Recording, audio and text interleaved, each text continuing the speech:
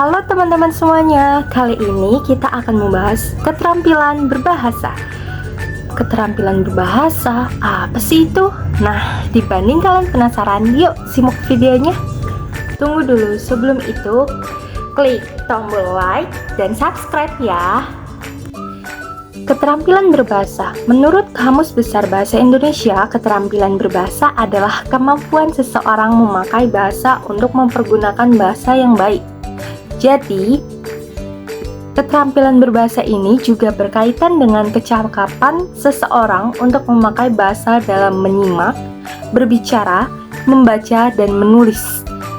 Keempat keterampilan ini dibagi menjadi kuadran lisan, tulisan, dan reseptif produktif. Keterampilan lisan lebih dahulu dikuasai daripada keterampilan tulis, sedangkan keterampilan reseptif menerima lebih awal diperoleh daripada keterampilan produktif atau menghasilkan. Keterampilan yang pertama ialah menyimak. Menyimak termasuk dalam keterampilan lisan reseptif.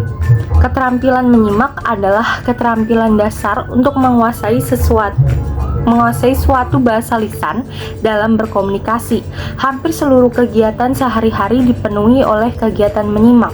Proses menyimak adalah proses tersampainya pesan yang didengar kemudian diolah di otak, didirikan ke dalam memori ingatan yang akhirnya disampaikan melalui media lisan maupun tulisan. Tujuan menyimak adalah menerima, memahami, dan memaknai bahasa lisan. Jenis menyimak dapat dibagi berdasarkan interaksi, yaitu interaktif dan non-interaktif, atau kedalaman, yaitu ekstensif dan intensif. Tahapan menyimak adalah menerima, memahami, menafsirkan, mengevaluasi, serta menanggapi tuturan. Lalu keterampilan berbahasa yang kedua yaitu berbicara. Keterampilan berbicara merupakan keterampilan lisan produktif.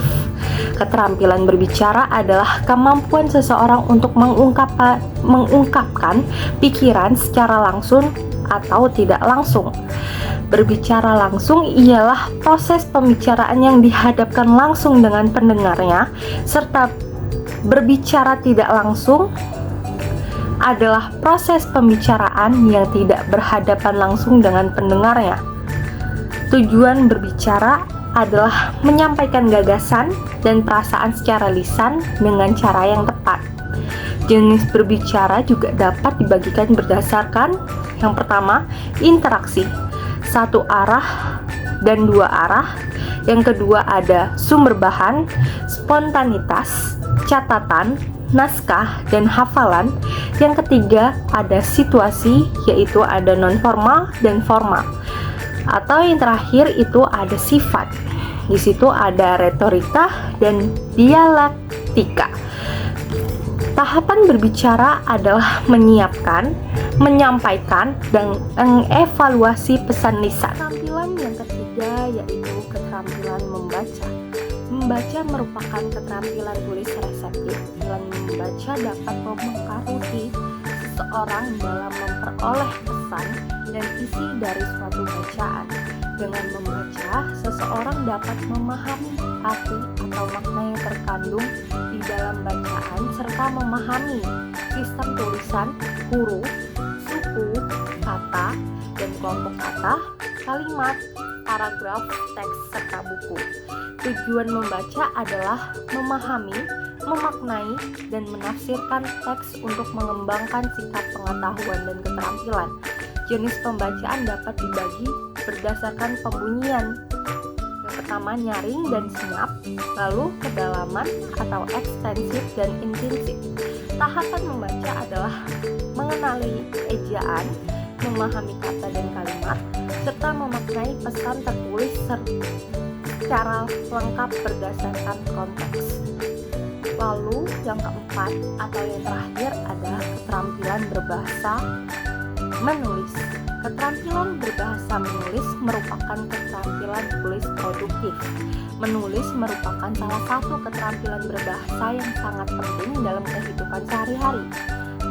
Menulis dapat didefinisikan sebagai proses mengkomunikasikan gagasan, pemikiran, dan perasaan melalui simbol-simbol tertulis seperti huruf, angka, dan tanda baca. Dengan menulis, seseorang dapat mengorganisasi pikiran dan menyampaikan pesan kepada orang lain dengan jelas dan efektif. Tujuan menulis adalah menyampaikan gagasan dan perasaan secara tertulis dengan efektif. Jenis tulisan dapat dibaca berdasarkan genre, yaitu ada fiksi dan non-fiksi. Lalu ada ekspresi, yaitu ada narasi, deskripsi, eksposisi, dan argumentasi. Dan tahapan menulis adalah menyiapkan, menyusun, dan menyunting pesan. Teman-teman, mungkin itu saja yang bisa saya sampaikan, kurang lebihnya mohon maaf. Next video teman-teman, terima kasih telah menonton video ini. Jangan lupa klik like dan subscribe. Terima kasih.